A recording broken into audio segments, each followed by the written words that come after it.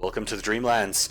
We are back with another episode in my series of build order tutorials and strategy guides for Deserts of Kharak multiplayer. This video we're going to be taking a look at the Khaaneph faction and a pretty damn strong build order. It is the notorious double production cruiser opener. We're going to use this to do some very heavy assault ship aggression.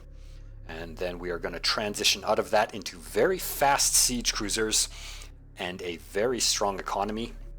So yeah, a really cool build. I do like it a lot. I want to mention a couple of things before we get started. And pardon me, the first thing is that this build is pretty common in competitive play, especially for Galcian. Now, this is a build you can use as both Galcian and Khaaneph. And 9 times out of 10, it is an all-in. This build can hit with so much power that it will just crush your opponent right off the bat. However, there's a chance that they will be able to hold it. And so if they do hold it, you're going to need to have a backup plan. And so I'm going to show you how to transition out of it and have a pretty strong game coming out of your initial push. So that's going to be the purpose of this video. It's going to showcase kind of the ideal situation, as all of my build order tutorials videos do. So yeah, just bear that in mind, that the video combat is tuned a little bit to favor showcasing the build and what it is capable of in the best scenario possible. Jeez, pardon me. Now, the second thing that I wanted to mention, I do want to carry on with that last thought, actually. So yeah, it's a pretty common build order, especially for Galcian, and there are a variety of variations of this build.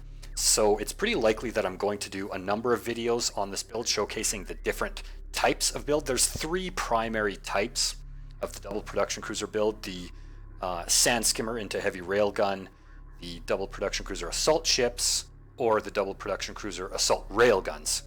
Now, all 3 of those builds are slightly different, but they do have their similarities. Like, your opening build is pretty much the same for all of them. They do hit at slightly different times and have slightly different strengths and weaknesses.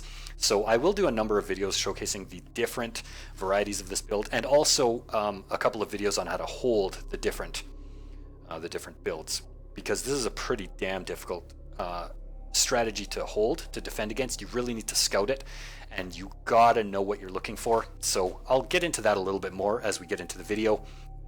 Now, the second thing that I wanted to mention before we get underway is that if you haven't really been watching this series since the beginning, then I just wanted to remind everybody that I very much intend for these videos to be a starting point for you.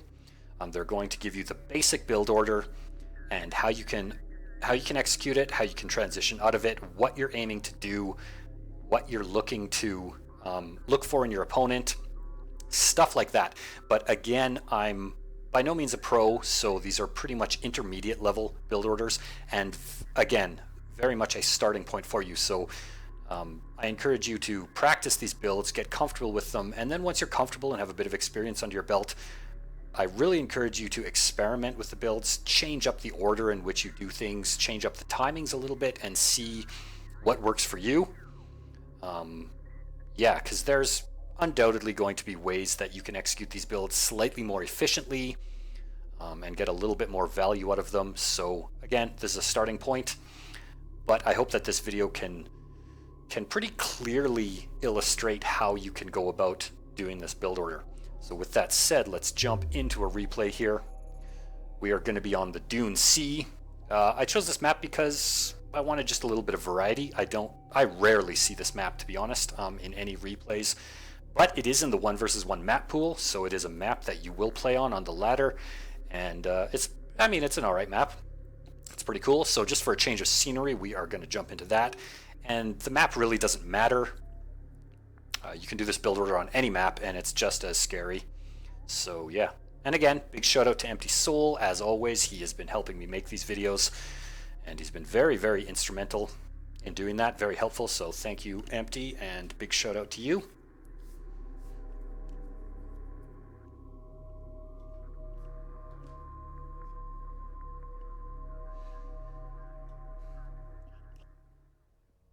Alright, so I'm just going to pause it real quick. You know the routine. I'm not going to reveal the map. I'm not going to have any tabs opened. I want this to accurately represent what you're going to see in a game. And so with that said, let's get underway. First thing you're going to do is grab all 4 starting salvagers, get them onto CUs, grab your carrier, queue up 2 salvagers, rally them to RUs, grab your production cruiser, queue up 2 salvagers, rally them onto the CUs that are closest to you, and move your production cruiser over there. Now recycle your starting base runner. That is absolutely necessary. In this particular build, it's not an option. You have to recycle your base runner to get that extra little bit of CUs and to help you get your second production cruiser out as quickly as possible. Turn your carrier so its butt is on top of your starting resources and the nose is facing your expansion site, and research sand skimmer fabrication once you have exactly 8 salvagers. After you're done this, you are going to save up 600 CUs and build a second production cruiser as soon as you have 600, which should be pretty darn quickly here. There we go. We've got 600. We are building another production cruiser, and then you are going to save up another 600 and immediately research assault ship fabrication. I like to put my power, my starting power, into mobility support just to get that extra tiny bit of speed for my salvagers and help me mine CUs a little bit more quickly. Now this is the part of the build, I'm just going to pause this real quick, this is the part of the build that you're slightly vulnerable. If your opponent has an early game presence with LAVs, they will be able to scout what you're doing. And if they go in for a push, all you got to do is take your power on your carrier out of mobility support, put it into close combat weaponry, and if they're pushing really, really hard, build a couple of sand skimmers out of your production cruiser and you should be able to hold them off without a problem. Ideally though, your opponent won't be pushing you too hard this early in the game, so you'll have the ability to not produce any units and just go directly into assault ship fabrication. Now, in a couple of more seconds, boom, there we go, 600, assault ship fabrication is being researched. Now this takes about 1.5 minutes. So by 1.5 minutes into the game, you should have a second production cruiser halfway done and assault ship fabrication research underway. It is a pretty long research. So this version of the build hits quite a bit later than the sand skimmer version, and the build order is slightly different. You would go for production cruiser first, then sand skimmer fabrication. As it is, we have our production cruiser hitting the map, 30 seconds left on our assault ship fabrication, so we are going to begin producing a couple more salvagers on both our production cruiser and our carrier, and we are going to rally them onto the CUs and the RUs respectively. Now what I like to do at 10 seconds left on assault ship fabrication, begin sending out your production cruisers. You can see that as soon as 10 seconds hit, I began moving both my production cruisers across the map, and as soon as assault ship fabrication is done, begin building assault ships out of both production cruisers and research armored unit defenses level 1. You will need to get a fleet capacity upgrade as well before your production cruisers reach the enemy. Now I got that as I was waiting for assault ship fabrication to finish, because I was starting to bank a bit of extra CUs. Now I'm just going to continuously build assault ships. With armor level 1, they will become pretty darn tanky this early in the match, and I'm just going to send them directly to my opponent. Now, I do want to mention that you can, as I mentioned at the opening moments of this video, you can very much have this build order be an all-in. And once we get into some combat here, I'll kind of pause it and describe how you would play this if you were deciding to just go for the kill, as opposed to how I'm going to play it. So I'm going to go for 6 assault ships. I think that's a pretty good number. And again, because I don't intend for this to be an all-in, I just intend to do as much damage as possible, and 6 assault ships with level 1 armor is nothing to sneeze at. So as soon as my assault ships and production cruisers reach the enemy, I should have 700 resources saved up. Boom, production cruiser refinery mode, get that research underway, send your assault ships in and move your production cruisers back. I'm going to pause it real quick here. What we're going to do is we are going to send both of our production cruisers back home.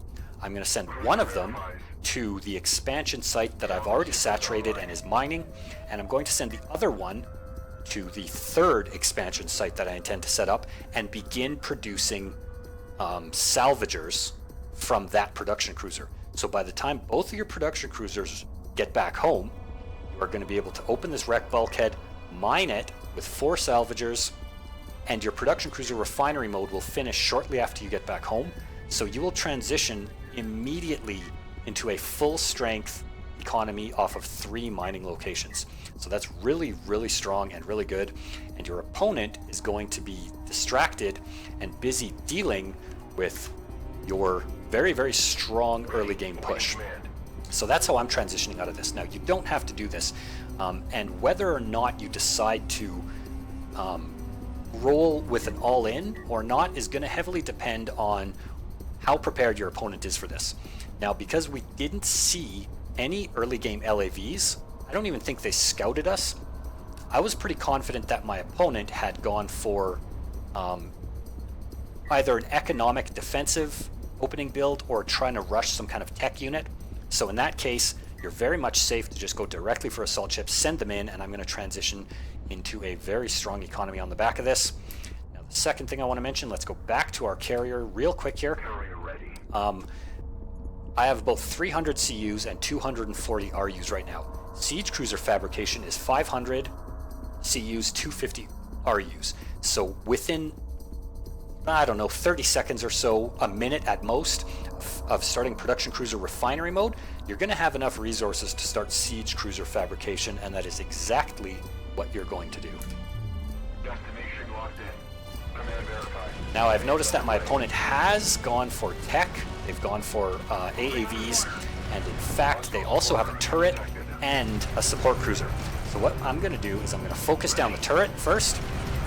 With 1 armor, I'm not going to lose any assault ships, and then I'm simply going to ignore my opponent's units and begin destroying all of their salvagers and their support cruiser.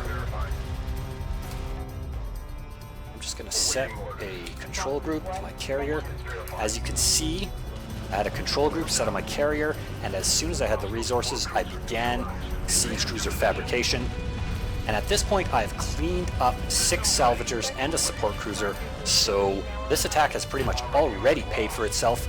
Once again, I'm going to ignore all my opponent's units, and I'm just going to kill all of their salvagers. Where possible, I like to target the RUs first, the salvagers mining RUs, because that is going to significantly slow down my opponent's tech. Now you can see that I was distracted for a moment, probably back home setting up my mining. But regardless of that, 6 assault ships with armor level 1, look at the amount of damage that they're tanking and look at the amount of damage that they're causing. So I'm going to pause this real quick here because I want to make the distinction between what I'm doing and what you can do if you're going to decide to do an all-in. Now, you could have simply come and parked both your production cruisers in the back here and just kept pumping out units. And if you wanted to, you could just keep pumping out assault ships and you'd be able to destroy all of these AAVs, all of your opponent's salvagers, basically everything except for his carrier, and the game's over. And whether or not you can do that is really going to depend on how prepared your opponent is for this build. Now, AAVs are pretty decent, but this composition that our opponent has this match is not ideal for holding this. So, I mean, at this point, I probably could have made it an all-in, just sat my production cruisers here and just pumped out more and more and more units and just overwhelmed them completely. But, I mean, that's a pretty easy thing to show and would make for like a 5-minute video. So I want to show you how to transition out of it. That's exactly what we're doing. So these assault ships are all forfeit, and you know, that's totally fine. That doesn't even matter. You've killed, how many salvagers have you killed? 6, 10 salvagers and a support cruiser. That is so good. So back at home, you can see exactly what I was talking about. Siege cruiser fabrication has just finished, and boom, I'm beginning to produce a siege cruiser. I am sitting on a full strength economy, fully mining from 3 locations. And now I'm going to continue to build assault ships because I expect a counterattack. I know that my opponent has maybe, I think he had 4 AAVs, Now we don't want to let those AAVs get in and start wreaking havoc on our resources.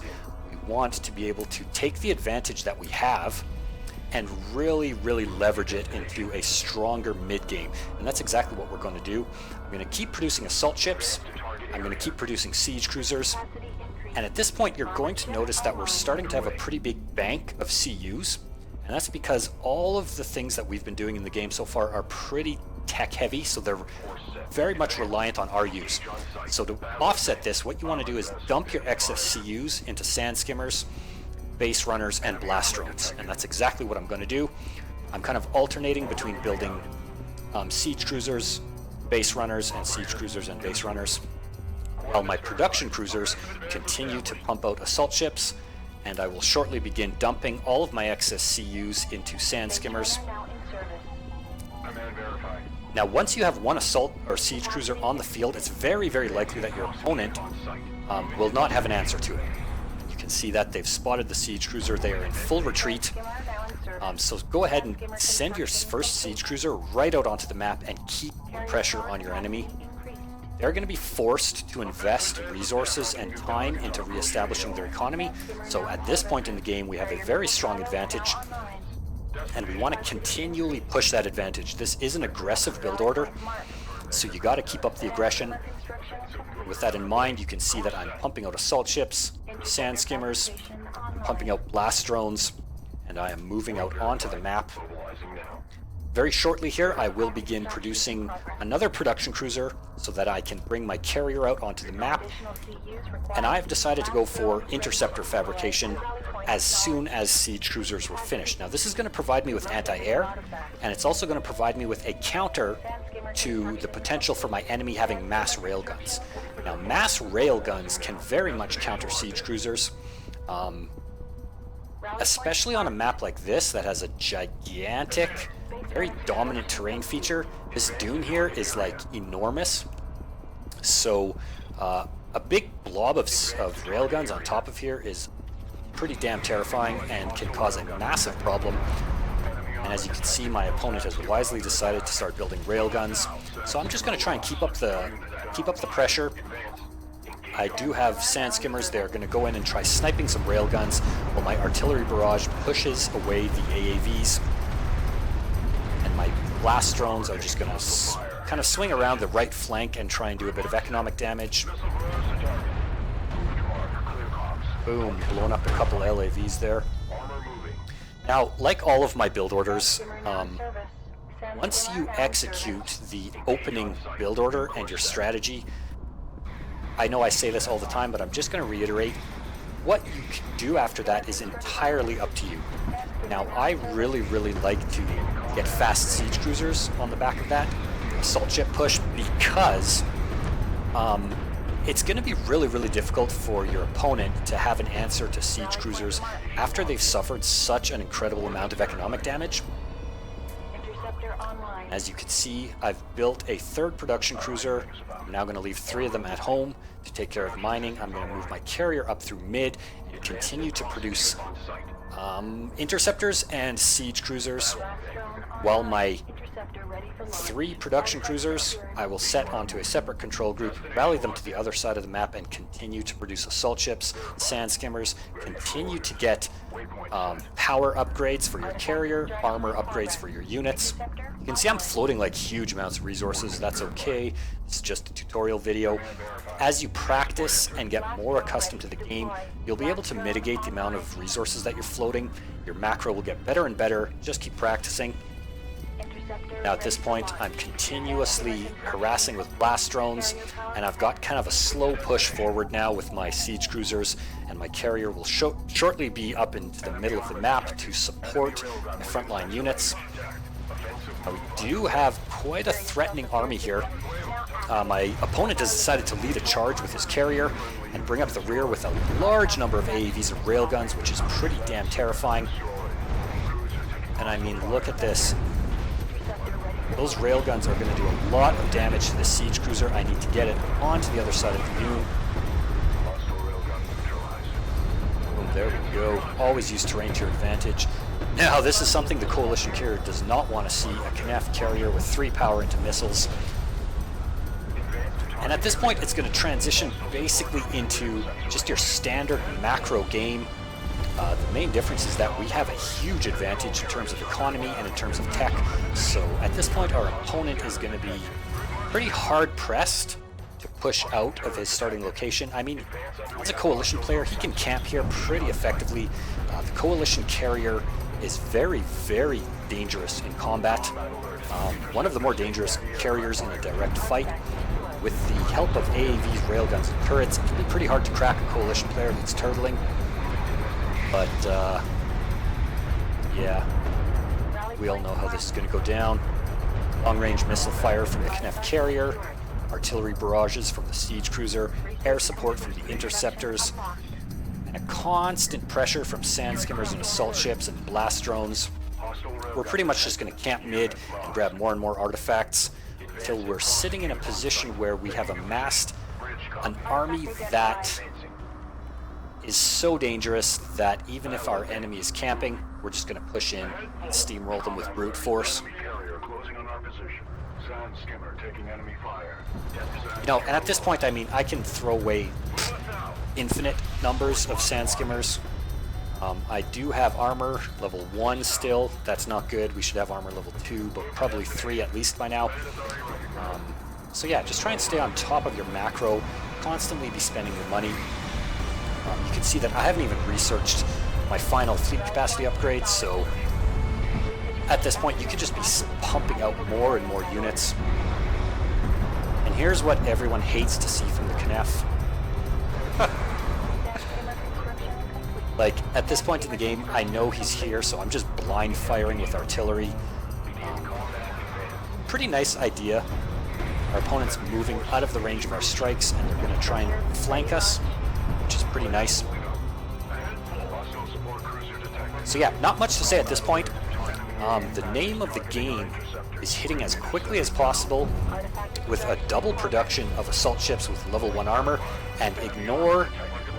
I mean, there's situations when you don't want to ignore your opponent's units, but for the most part, what I like to do is totally ignore my opponent's units and just kill as much of their economy as possible. And at this point, we are just going to have a nice epic fight. So yeah, if you guys have any questions, please feel free to leave them in the comments. Any suggestions for build orders or videos you would like to see, leave them in the comments. And let me know what you think. I hope this video was helpful. I hope it was interesting. So smash that thumbs up if you liked it. Hit that subscribe button if you haven't done so. And yeah, let me know in the comments what you thought of this video.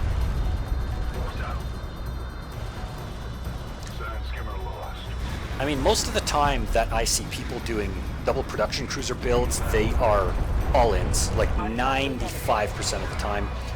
This is kind of just my own version of this build that I've been playing with and that I really, really like. Just doing like huge amounts of economic damage and then taking an instant 3-base economy and fast siege cruisers. I like it. I think it suits the Khaaneph style really, really well. So yeah, let me know what you think, guys. And we're just about to make a complete mess of our opponent's carrier. He forced the engagement. I wanted to just camp and get some artifacts, but he forced my hand, and boom. This is what we do when we play Khaaneph. Alright, so that's it, guys. I hope you enjoyed this video. Let me know what you think, and I will see you next time.